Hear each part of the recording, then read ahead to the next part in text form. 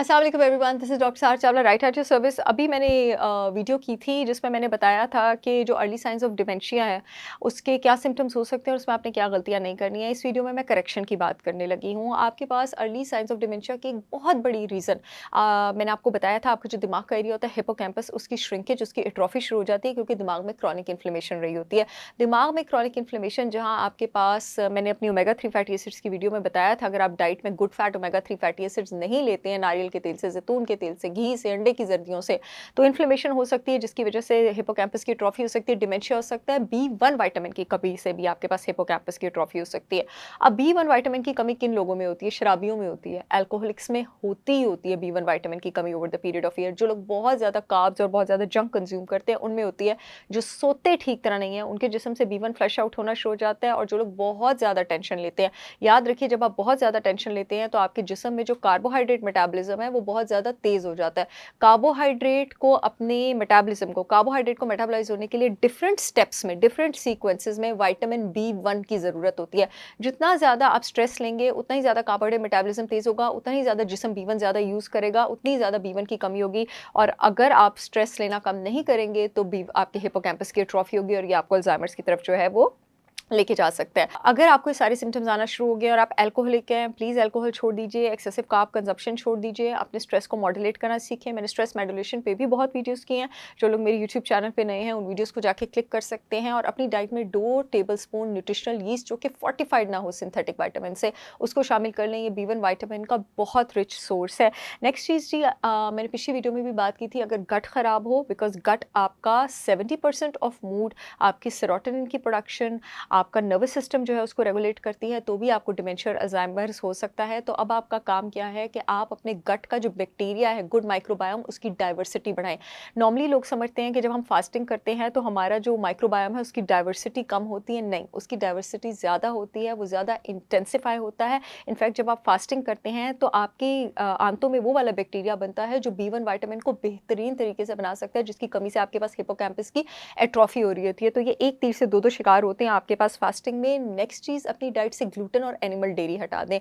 Gluten, अगर आपको गट से रिलेटेड कोई भी प्रॉब्लम है, इवन कि कॉन्स्टिपेशन है, डायरिया है, आईबीएस है, आईबीडी है, अल्सरेटिव कोलाइटिस, एसिडिटी, व्हाटसोएवर, सबसे पहला काम जो आपने करना है, जिस समय सोजिश होती है तो आपने ग्लूटेन हटाना है। बिकॉज ग्लूटेन गट को टीयर करता है, इतना सा भी गट का प्रॉब्लम है वो उसको मजीद बढ़ाएगा। और एनिमल डेयरी से मैं जब भी कहती हूँ नाजरीन, तो मैं ये नहीं कहती कि आपको लैक्टोज से प्रॉब्लम है। गट वाले पेशेंट को जब मैं कहती हूँ मोस्टली एनिमल डेयरी से प्रॉब्लम है, तो लैक्टोज से ज़्यादा आपको केजीन से प्रॉब्लम है। लैक्टोज दूध का कार्बोहाइड्रेट होता है, केजीन दूध का प्रोटीन होता है जो कि लीकी गट को मजीद बढ़ाता है। तो आप लैक्टोज फ्री मिल्क ले भी लेंगे तो केजीन उसमें रहेगा।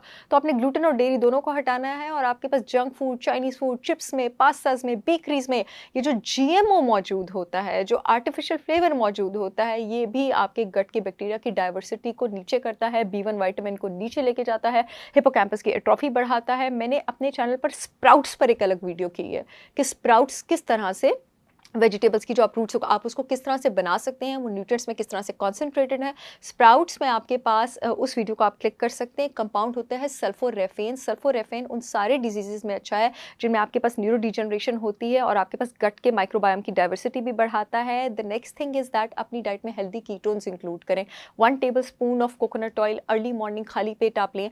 कीटोन्स में एबिलिटी होती है दिमाग के डैमेज को बाईपास करके सेल्स को डायरेक्ट एनर्जी प्रोवाइड करने की। यहाँ मैं बताती चलूँ कि मेरी brand holistic wisdom by Sahar Chawla ने जहाँ पाकिस्तान का 100% ऑर्गेनिक काऊ देसी घी, जैतून का तेल लॉन्च किया है, वहाँ मैंने 100% ऑर्गेनिक कोकोनट ऑयल भी लॉन्च किया है। मेरे ब्रांड के और भी बहुत सारे प्रोडक्ट्स हैं जिनकी शिपमेंट पूरे मुल्क में हो रही है। www.holisticwisdombysaharchavla.com पे जाके आप ऑर्डर कर सकते हैं।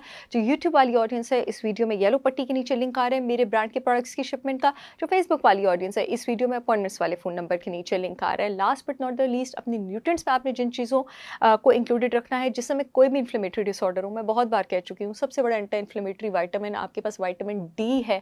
उसके साथ साथ आपने अपनी जिंक का ख्याल रखना है, क्योंकि जिंक जो है आपके हिपोकैम्पस और फ्रंटल कॉर्टेक्स के न्यूरॉन्स की ग्रोथ में बड़ा इंपॉर्टेंट रोल प्ले करता है।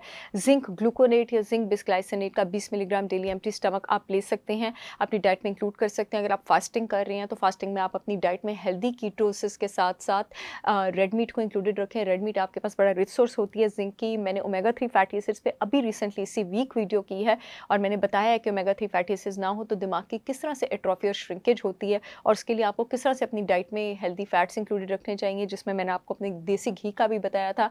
इसके साथ-साथ आपको अपनी एक्सरसाइज़ का थोड़ा बहुत ख़्याल रखना है। जब आप एक्सरसाइज़ करते हैं तो आपके पास बॉडी में ग्रोथ हार्मोन की प्रोडक्शन भी ज़्यादा होती है, इंसुलिन लाइक ग्रोथ फैक्टर की प्रोडक्शन भी ज़्यादा होती है, और जिस्म में सोज़िश करने वाले केमिकल्स की प्रोडक्शन भी ज़्यादा होती है, और दिमाग में केमिकल प्रोडक्शन ज़्यादा होती है BDNF, brain derived neurotrophic factor, जो कि आपके पास दिमाग में जो डैमेज हो रहा होता है न्यूरॉन्स को लॉस ऑफ मेमोरी से, जो सोज़िश से, BDNF उसकी रिवर्सल में काम आता है। ये आपसे एक्सरसाइज़ में जनरेट होता है, इवन कि अर्ली मॉर्निंग वॉक्स भी इसके लिए बहुत ज़्यादा बेटर है। Last but not the least, अपनी नींद का ख्याल रखें। और नींद ये नहीं है कि आपने घंटे किसी भी वक्त पूरे कर लेने हैं, आपने सुबह को पूरे कर लेने हैं, दोपहर को पूरे कर लेने हैं। नींद का ख्याल आपने रात के घंटों में ही रखना है, क्योंकि अगर आप रात को देर तक जागेंगे, आपके जिस्म में स्ट्रेस हार्मोन कॉर्टिसोल बढ़ेगा, वो आपके दिमाग को ऑक्सीजन से डिप्राइव करेगा। कॉर्टिसोल को रात के टाइम बढ़ना नहीं चाहिए, अगर वो रात के टाइम बढ़ेगा तो आपके दिमाग में सोजिश और इन्फ्लेमेशन होगी, और ये आपके प्रॉब्लम को मजीद ज़्यादा करेगा। आई होप ये वीडियो आप लोगों के बहुत काम आएगी। I'll see you all again with yet another information video. तब तक के लिए अल्लाह हाफिज़।